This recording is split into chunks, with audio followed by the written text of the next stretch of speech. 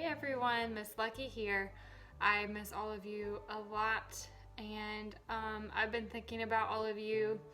I've been trying to think of some ways that we could use art to help us relax. I know that it's really relaxing for me if I just sit down and doodle for a little while. So I'm going to introduce you to a type of drawing called Zentangles. Zentangles are really fun.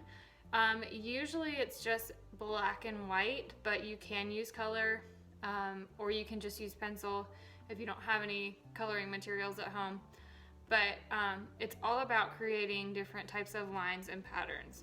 So I'm going to walk you through the steps of creating a Zentangle, and I would love for you to share the Zentangles that you create. You can make it as small or as large as you want. I like to start smaller because it is a little bit of a challenge and takes a little bit of time. So I would recommend starting with like a half sheet of paper and then seeing how that goes before you move on to a bigger sheet. Also, this is a great activity to invite your parents to participate in because adults also love to color and draw, and it can help them relax too. So I hope you enjoy, and I will talk to you soon. First, you want to gather your supplies. You can use any type of drawing materials, pencil. If you have a thinner marker or Sharpie and then a thicker one, that helps, but you don't need both. You can use the thinner one and make thicker lines with that as well. Next, you want to take your pencil and draw 4 little dots in each corner of your paper. Then you're going to connect each of those 4 dots with any type of line. It could be a squiggly line, a loopy line, a wavy line, whatever type of line you would like.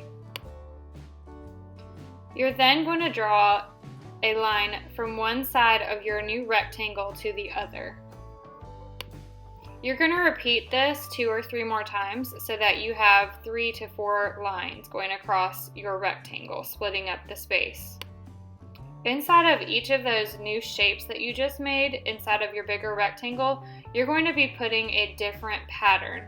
I have a handout with all different ideas for patterns on the blog post included with this video, so you can go back and look at this handout as you're drawing.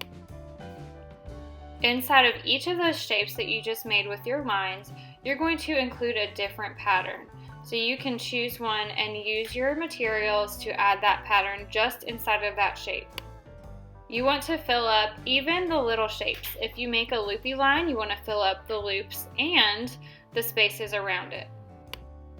You're going to continue doing that until you fill up the entire shape that you have created. You will end up with a really beautiful design.